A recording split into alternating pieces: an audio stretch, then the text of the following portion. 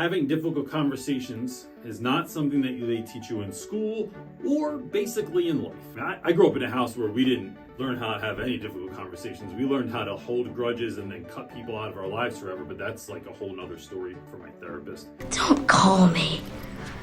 Don't come by my house. We're done.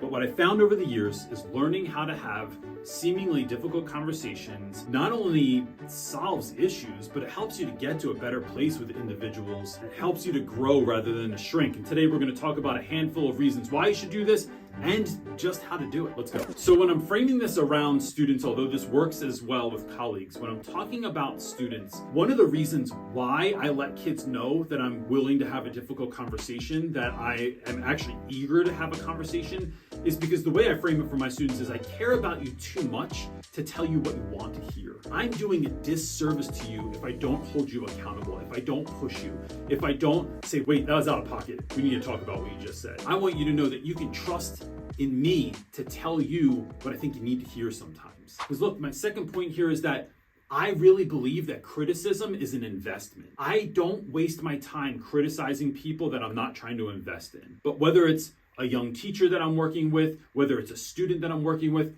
I look at giving them criticism as investing in who they are going to become. You're planting seeds in those folks that you're working with. And so when I look at it like that, I look at it as not just tearing you down, but I'm nurturing what is there to help you to grow. Third thing here is that when we're giving criticism, right, when we're having difficult conversations, we are criticizing the behavior, not the person. I often tell kids, look, don't get it mixed up.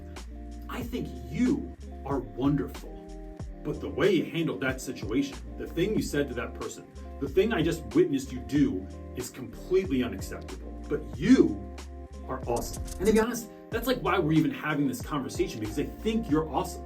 So because I am acknowledging that awesomeness, this is why I'd be willing to go into this conversation with you in the first place. So when you're having those conversations with students, it helps and makes folks actually less defensive when you are looking at the behavior and not criticizing the person. Number 4, criticize them private, never in public. There are moments, and that's probably for another conversation, there are times in class when I do want to make something public, and there's reasonings for that, but I'm not going to go into that here. What I'm looking for here is not to embarrass a kid. So even when I do say something aloud in class, it is never to shame someone, it's never to blame someone, it's never to put someone on the spot, put someone on blast in front of the class. That is not interesting because it's not useful. That just makes you feel better in the moment, and then you always usually end up regretting it later anyway. So one of the ways I'll do this is I'll walk around my classroom, I'll put stickers or notes on people's desks, and I will say at the end of class or towards the end of class, hey y'all, if you got a sticker on your desk this period, can you just meet me in the back real quick? I just need to talk to you real fast. This can also work for students that did really good stuff as well.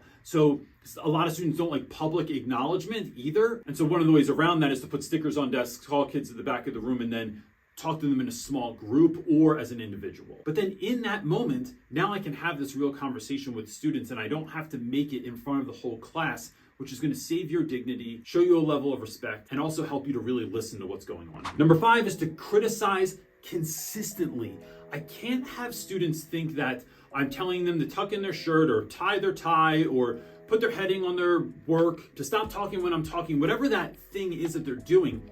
I can't let them think that I only do this on certain days, or I only do it when I'm in a bad mood, or I only do it when there's an administrator around. My behavior has to be super consistent. So as much as I love on kids consistently, I also have to be criticizing students consistently as well, because I want it to become normalized. I don't want it to become oh gosh, I guess Mr. Reynolds is mad at me and that's why he's talking to me that way. No. I'm doing it because I care. I'm doing it because I always do it. And you know, building that consistency of criticism helps kids to take it in easier, because it's like we do this all the time.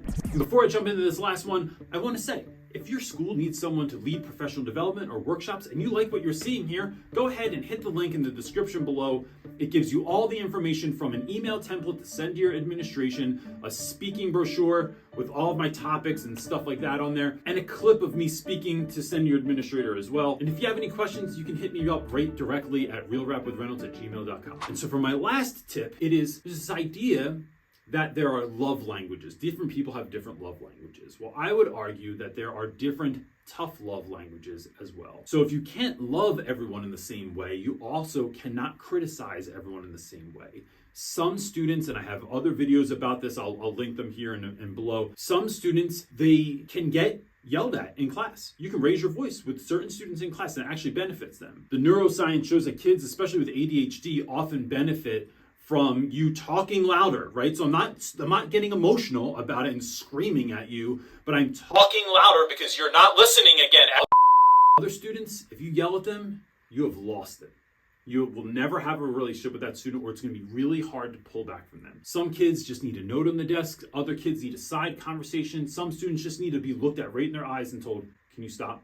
Stop what you're doing right now. Thank you very much. I appreciate it. There's a million different techniques for this, but the bottom line is that not everyone responds the same redirection. So this is just another reason why building relationships is really important. That's time for another video. But before you go, I'd love to ask you to hit the like button and the subscribe button because it just helps us out in the algorithm, and share this video with someone if you think that it was useful.